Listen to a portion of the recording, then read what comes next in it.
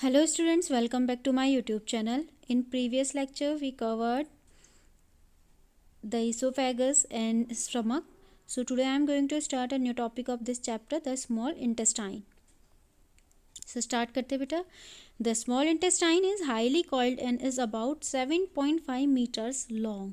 यानी कि जो आपकी small intestine होती है वो highly coiled होती है. highly coiled का मतलब जानते हैं आप कि जो intestine है वो कैसे होगी, कुछ इस टाइप से होगी. ठीक है, तो इसको क्या कहते हैं, हाईली कॉइल्ड है. और कितनी लॉन्ग है आपकी, 7.5 मीटर. यानी कि कितनी लॉन्ग है बेटा, 7.5 मीटर. ठीक है. It receives secretion from the liver and the pancreas. Beside its wall also secretes juices. यानी कि ये क्या करती है, स्मॉल इंटेस्टाइन रिसीव करती है सीक्रेशंस को, जो कहाँ से हो रहे हैं, लीवर से हो रहे हैं और पेनक्रियाज से हो रहे हैं. ठीक है. और साथ ही साथ इसकी खुद की वॉल भी कुछ जूसेस को सीक्रेट करती है. सो यहाँ पे आपको पता होना चाहिए कि जो आपका लीवर और पेनक्रियाज हैं वो कहाँ पे होते हैं. तो फिगर में हम देख लेते हैं, ऊपर फिगर दे रखा है, इनकी पोजीशन से यहाँ पे देख लेते हैं कि पेनक्रियास कहाँ पे है और लिवर कहाँ पे होता है. ठीक है, देखिए यहाँ पे फिगर है ना 2.2. तो यहाँ पे आप देख लीजिए कि जो पेनक्रियास है वो कहाँ है बेटा, आपके ठीक स्टमक के नीचे. और लीवर कहाँ है, ये अपर पोजीशन में. ठीक है, यहाँ पे क्या है, लीवर है. और साथ ही साथ क्या है बेटा, यहाँ पे एक गॉल ब्लैडर भी है. क्या करता है लीवर, जब कोई भी जूस क्या करता है, यानी कि लीवर क्या करता है, एक बाइल जूस को निकालता है, सीक्रीट करता है. और ये बाइल जूस इकट्ठा हो जाता है किसमें बेटा, आपके इस थैले में, सैक लाइक स्ट्रक्चर में, जिसको हम क्या कहते हैं, गॉल ब्लैडर कहते हैं. ठीक है, तो ये हमने देख लिया है फिगर. अब हम सीधे से अपने टॉपिक पे चले जाते हैं और वहाँ पे आगे स्टडी करते हैं. आई होप कि आप लोगों को समझ आ रहा होगा, है ना. सो the liver is a reddish brown gland situated in the upper part of the abdomen on the right side. यानी कि लिवर कैसा होता है बेटा, रेडिश ब्राउन होता है. कैसा कलर का है, रेडिश ब्राउन कलर का है. एक ग्लैंड है जो सिचुएटेड कहाँ पे मिलेगा आपको, upper part of the abdomen, यानी कि पेट के ऊपर के हिस्से में मिलेगा और राइट साइड में मिलेगा. आपका जो स्टमक है वो लेफ्ट साइड में होता है और जो लिवर है वो राइट साइड में होता है और जस्ट पेट के ऊपर होता है. ठीक है, राइट साइड में. So it is the largest gland in the body. It secretes bile juice that is stored in a sac called the gall bladder. Figure 2.2 में अभी हमने स्टडी किया था, वहाँ पे क्या मिला था हमको, लीवर मिला था. और लीवर के साथ ही साथ क्या मिला था, एक गॉल ब्लैडर मिला था. तो लीवर क्या करता है बेटा, ये सबसे बड़ा ग्लैंड है हमारी बॉडी का, largest gland in the body is a liver. ठीक है, और ये क्या करता है, एक जूस निकालता है जिसका नाम होता है बाइल जूस, जिसको स्टोर किया जाता है किसमें, गॉल ब्लैडर में. आपने अभी देखा था छोटा सा एक स्ट्रक्चर जो क्या था, लीवर के पास था और जिसको हमने क्या बोला था, गॉल ब्लैडर बोला था. ठीक है, the bile plays an important role in the digestion of fats. यानी कि बाइल क्या करता है बेटा, जो बाइल जूस होता है वो फैट को डाइजेस्ट करने में हेल्पफुल होता है. ठीक है, now the pancreas is a large cream coloured gland located just below the stomach. यानी कि अब पेनक्रियास के बारे में अगर हम स्टडी करते हैं तो पेनक्रियास क्या है, एक लार्ज क्रीम कलर्ड का है. ठीक है, क्रीमी कलर्ड का ग्लैंड है जो कहाँ पे होता है, जस्ट पेट के नीचे होता है. जबकि जो लीवर है वो कहाँ होता है बेटा, राइट साइड में, पेट के ऊपर. यानी पेट तो हमारा लेफ्ट में, स्टमक कहाँ मिलता है, हमेशा लेफ्ट साइड में होता है. और स्टमक के जस्ट नीचे पेनक्रियाज होते हैं और आपका राइट साइड में क्या होता है, लीवर होता है. ठीक है, अपर राइट स्टमक में. ठीक है, the pancreatic juices acts on carbohydrate, fats and proteins and changes them into simpler forms. यानी कि जो पेनक्रियाटिक जूस होता है वो कहाँ से निकलता है बेटा, कहाँ से सीक्रेट होता है, पेनक्रियास से सीक्रेट होता है. और ये किन के ऊपर वर्क करता है, आप जितना भी फूड खा रहे हैं ना उसमें जो कार्बोहाइड्रेट है, फैट है, प्रोटीन है, उनके डाइजेशन में ये हेल्पफुल होता है. यानी कि इनको क्या करेगा, सिंपलर फॉर्म में ब्रोकन डाउन करेगा. इस बॉक्स को हमने कवर कर लिया है लास्ट लेक्चर में. So the partially digested food now reaches the lower part of the small intestine where the intestinal juices completes the digestion of all component of the food. यानी कि अब यहाँ पे क्या हो गया, पार्शियली डाइजेस्टेड फूड यहाँ पे क्या हुआ, फिर डाउनवर्ड डायरेक्शन में आया. यानी कि कहाँ आया, लोअर पार्ट में.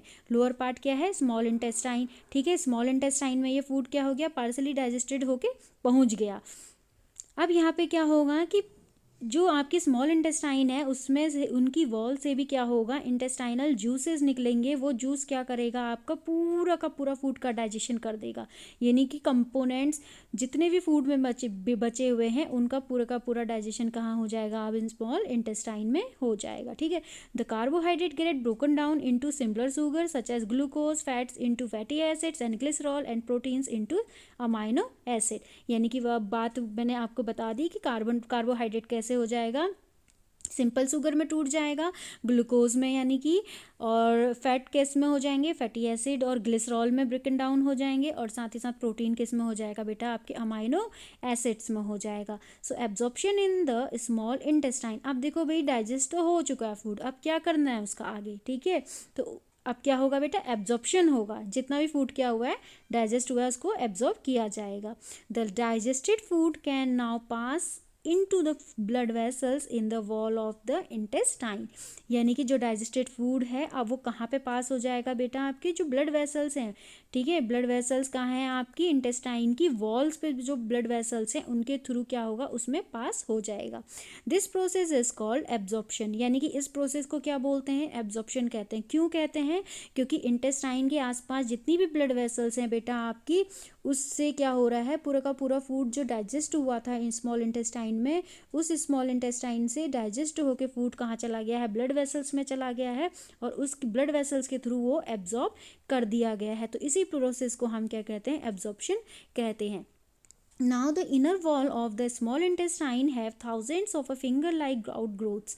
यानी कि आपकी जो स्मॉल इंटेस्टाइन होती है ना, उसकी जैसे स्मॉल इंटेस्टाइन को अगर हम स्ट्रेट वे में रख दे तो उसके ऊपर क्या होंगी, फिंगर लाइक, ऐसे फिंगर लाइक क्या होते हैं, small finger like out growths होती हैं। अब ये क्या करती हैं बेटा, thousands number of finger like out growths होती हैं, इनको हम क्या बोलते हैं, विली कहते हैं। क्या बोलते हैं, विली, और सिंगुलर फॉर्म में इसको कहते हैं villus. So can you guess what the role of villi could be in the intestine. तो आपको पता है कि आप गैस कर सकते हैं कि जो विली होती हैं उनका इंटेस्टाइन में क्या वर्क होता है। The villi increases the surface area for the absorption of the digested food. यानी कि जो ये विली थी ये क्या काम करती थी, आपके इंटेस्टाइन में जो एब्जॉर्प्शन हो रहा था फूड का, डाइजेस्टेड फूड का, उसके सरफेस को क्या कर रही थी, इंक्रीज करने का यानी कि बढ़ाने का काम कर रही थी, कि ज़्यादा से ज़्यादा फूड क्या हो, डाइजेस्टेड फूड क्या हो, आपका एब्जॉर्ब हो और बॉडी की ब्लड वेसल्स के थ्रू आपकी पूरी की पूरी बॉडी सेल्स तक वो पहुंच जाए। ठीक है, so each villus has a network of a thin and a small blood vessels close to its surface। यानी कि एक जो विली है, यह विली कैसी है, ऐसी है, तो इसमें क्या होंगी, ब्लड वेसल्स होंगी। ठीक है, इसके सरफेस पे क्या होंगी, ब्लड वेसल्स होंगी। तो ये क्या करेंगी, पूरी की पूरी ब्लड वेसल्स इससे क्लोजली होंगी, और वो कैसी होंगी, थिन नेटवर्क से बनी होंगी, मतलब बहुत पतला पतला नेटवर्क बनाया होगा ब्लड वेसल्स ने, और उसकी आपकी स्टमक की जो स्मॉल इंटेस्टाइन है उसकी वॉल पे, उसके सरफेस पे ये अटैच्ड होंगी। The surface of the villi absorbs the digested foods material. यानी कि अब यहाँ पे जो सरफेस है विली का, वो क्या करता है, डाइजेस्टेड फूड मटेरियल को एब्जॉर्ब करने का वर्क करता है। The absorb substances are transported via the blood vessels to different organs of the body where they are used to build complex substances such as the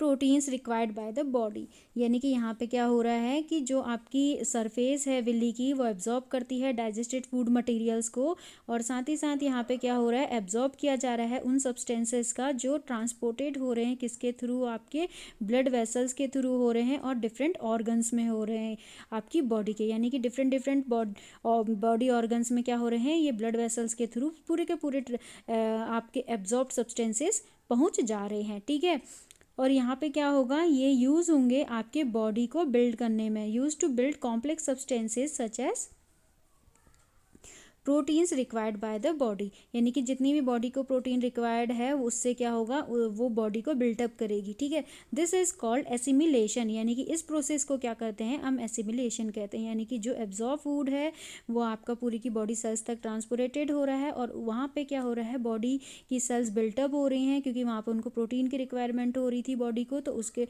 through क्या हो रहा है, इस प्रोसेस को हम एसिमिलेशन कहते हैं। In the cells glucose break down with the help of oxygen into carbon dioxide and water and energy is released.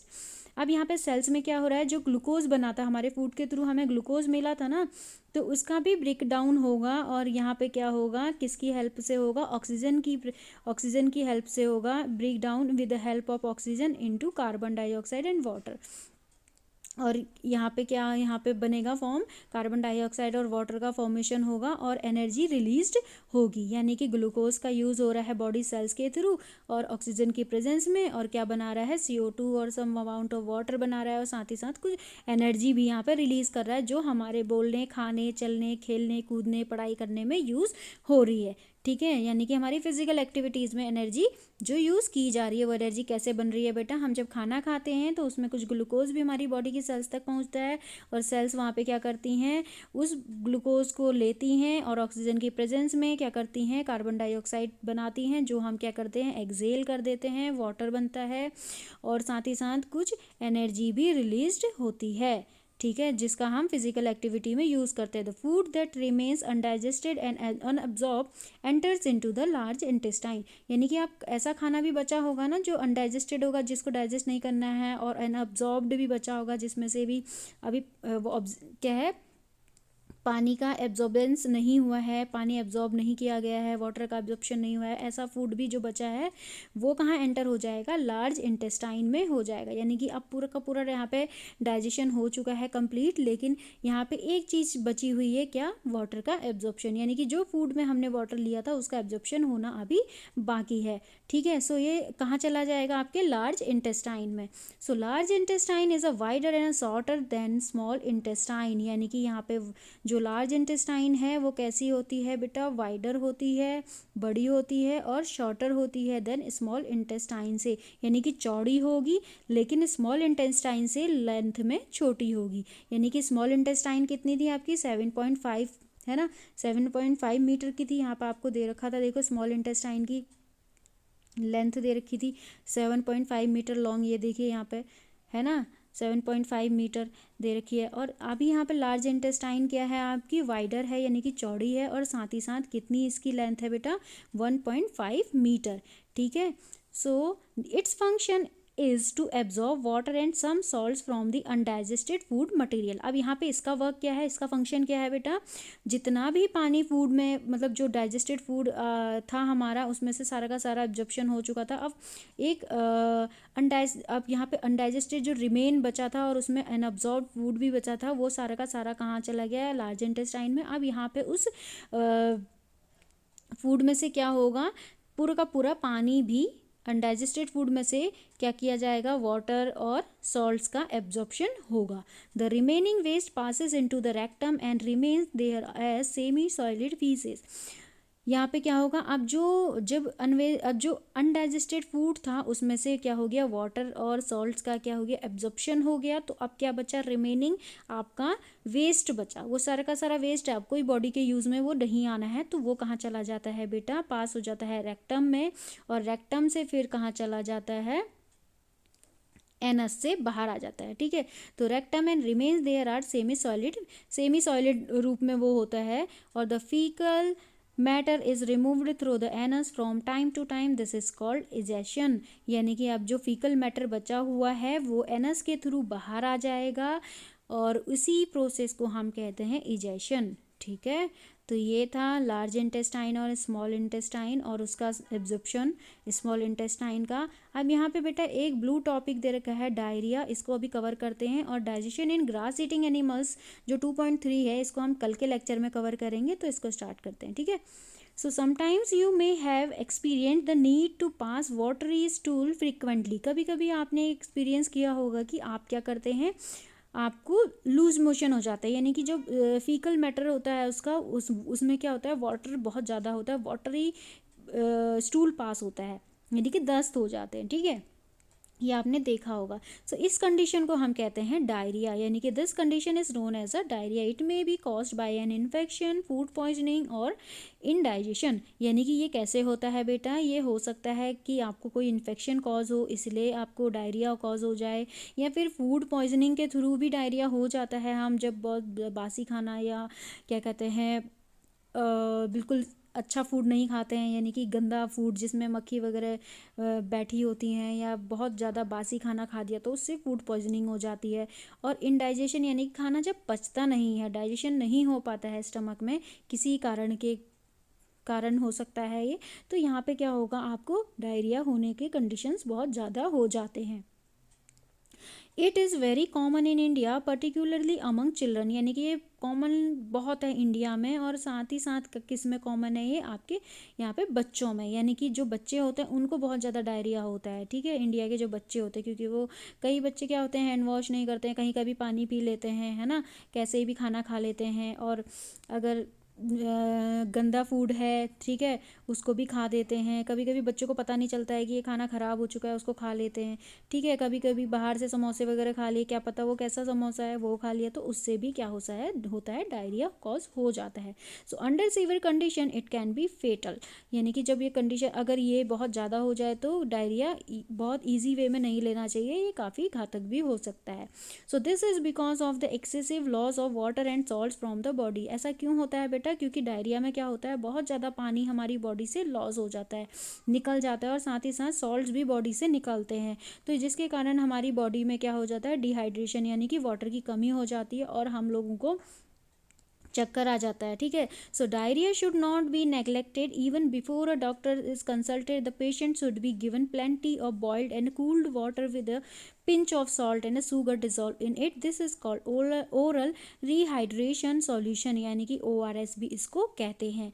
यानी कि जब डायरिया हो जाता है तो इसको मजाक में नहीं लेना चाहिए बेटा, डॉक्टर के पास जाना चाहिए, और डॉक्टर हमको देखेगा और फिर क्या बोलेगा, वो हमसे बोलेगा कि हमसे बोलते हैं ना डॉक्टर कि आप लोग बॉइल्ड वाटर पीना, बॉइल्ड वाटर को ठंडा करके पीना। ठीक है, और उसमें क्या करना, आप थोड़ा सा नमक डालना, पिंच ऑफ सॉल्ट डालना, और थोड़ा चीनी को डालना, और उसको पीते रहना। यानी कि हमें एक ORS का पैकेट दिया जाता है, जो क्या है, इसी का एक बनाया हुआ क्या है, सोल्यूशन रहता है, जैसे कि आपका सॉल्ट शुगर्स उसमें रहता है, और उसके बाद आप वाटर में उसे डिज़ोल्व करते हैं तो एक सोल्यूशन मिल जाता है ORS का। तो ये पीने से क्या होता है, हमारी बॉडी में जो शुगर की एनर्जी जो हमारी कम हो रही थी, डेफिशिएंसी ऑफ एनर्जी पूरी होती है, साथ ही साथ हमें इंस्टेंट एनर्जी भी मिल रही है, और सॉल्ट की जो कमी हो रही थी, डेफिशिएंसी ऑफ सॉल्ट जो हो रहा था बॉडी में, वो भी हमारा पूरा हो जाता है। यानी कि हमको जब डायरिया होता है तो उस कंडीशन में क्या होता है, एक्सेस अमाउंट ऑफ सॉल्ट और एक्सेस अमाउंट ऑफ वाटर का क्या होता है, यहाँ पर निकलता है। ठीक है, excess amount of excess loss of water और सॉल्ट से होता है ना, बॉडी से बाहर आ जाता है डायरिया में। तो ये सारी की सारी जो हमें कमी हो रही होती है बॉडी में, उसको पूरा फुलफिल करने के लिए हम ORS सोल्यूशन को यहाँ पे लेते हैं। ये घर में भी बन जाता है, जैसे कि हम क्या करेंगे, एक पिंच ऑफ सॉल्ट डालेंगे, शुगर सोल्यूशन डालेंगे, और पानी बॉईल करके ठंडा करके बॉईल करेंगे, फिर उसे ठंडा होने देंगे, फिर उसमें ये चीज़ें डालेंगे। ठीक है, उसके बाद क्या होगा, उसको हम पी लेंगे, तो ये क्या हो जाएगा, एक ORS सोल्यूशन बन जाएगा। तो बेटा ये था आज का लेक्चर। नए टॉपिक और नए लेक्चर के साथ फिर से मिलते हैं, तब तक के लिए बाय, टेक केयर।